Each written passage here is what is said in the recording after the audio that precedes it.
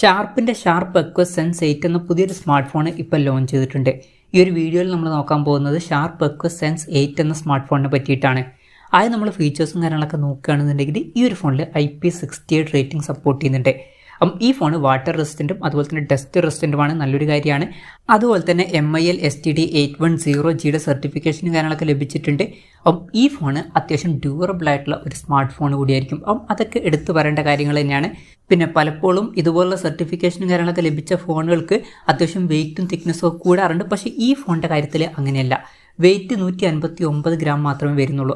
അത്യാവശ്യം നല്ലോണം വെയിറ്റ് കുറഞ്ഞ ഒരു സ്മാർട്ട് ഫോണാണ് ഈ ഒരു സ്മാർട്ട് ഫോൺ. അത് നല്ലൊരു കാര്യം തന്നെയാണ്.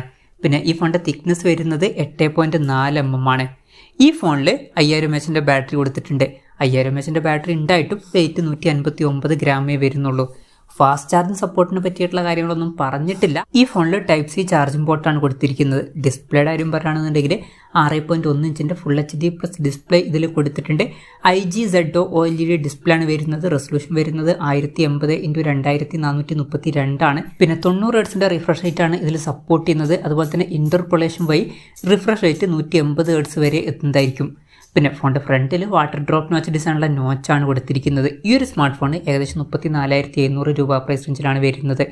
ആ ഒരു പ്രൈസ് റേഞ്ചിലൊക്കെ വരുന്ന ഒരു ഫോണിൽ നമ്മൾ പഞ്ചോൾ ഡിസൈനും കാര്യങ്ങളൊക്കെ എക്സ്പെക്ട് ചെയ്യുന്നുണ്ട്. പക്ഷേ ഈ ഫോണിൽ വാട്ടർ ഡ്രോപ്പ് നോച്ച് ഡിസൈനേ കൊടുത്തിട്ടുള്ളൂ. അത് കുറച്ച് നിരാശപ്പെടുത്തി എന്ന് പറയേണ്ടി വരും. പിന്നെ ഫോണിൻ്റെ ബേക്ക് ബ്രൈറ്റ്നസ് വരുന്നത് 1300 nits ആണ്. Side mounted finger print sensor ഈ ഫോണിൽ കൊടുത്തിട്ടുണ്ട്. ഈ ഫോണിൻ്റെ pale green, cobalt black, light copper എന്നീ കളർ വേരിയൻസ് ആണ് ഇപ്പോൾ ലോഞ്ച് ചെയ്തിരിക്കുന്നത്. പ്രോസസ്സറിൻ്റെ കാര്യത്തിലോട്ട് വരികയാണെന്നുണ്ടെങ്കിൽ ഈ ഫോണിൽ സ്നാപ്ഡ്രാഗൺ 6 Gen 1 എന്ന പ്രോസസ്സർ കൊടുത്തിട്ടുണ്ട്. 34,700 രൂപ പ്രൈസ് റേഞ്ചിൽ ഈ ഒരു പ്രോസസ്സർ എങ്ങനെയുണ്ട് എന്ന് വെച്ചാൽ അത്ര മികച്ച പ്രോസസ്സറാണ് എന്ന് പറയാൻ പറ്റില്ല. ഈ ഒരു പ്രൈസ് റേഞ്ചിന് പറ്റിയിട്ടുള്ള ഒരു പ്രോസസ്സറൊന്നുമല്ല ഈ ഒരു പ്രോസസ്സർ.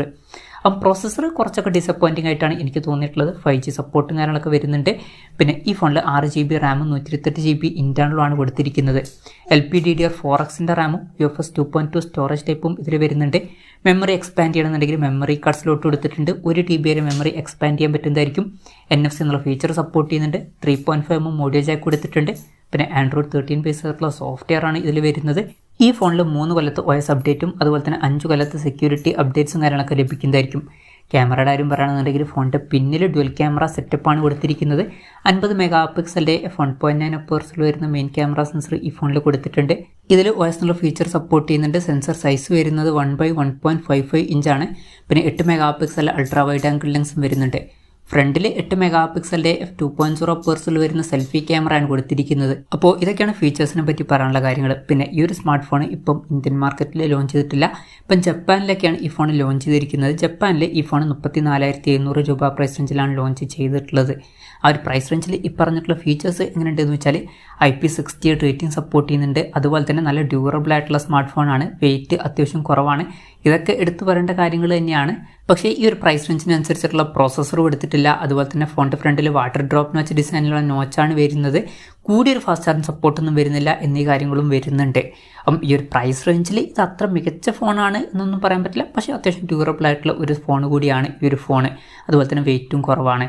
ഇനി ഇന്ത്യൻ മാർക്കറ്റിൽ ഈ ഫോൺ ലോഞ്ച് ചെയ്യുമെന്ന് വെച്ചാൽ ചാൻസ് വളരെ കുറവാണ്. കാരണം ഷാർപ്പ് അധികം ഫോണുകളൊന്നും ഇപ്പം ഇന്ത്യൻ മാർക്കറ്റിൽ ലോഞ്ച് ചെയ്യാറില്ല. ഈ ഒരു ഫോൺ ലോഞ്ച് ചെയ്യാൻ ചാൻസ് ഇല്ല. എന്തായാലും ഈ ഒരു ഫോണിനെ പറ്റിയിട്ടുള്ള നിങ്ങളുടെ അഭിപ്രായം ജസ്റ്റ് ഒന്ന് കമൻറ്റ് ചെയ്യുക.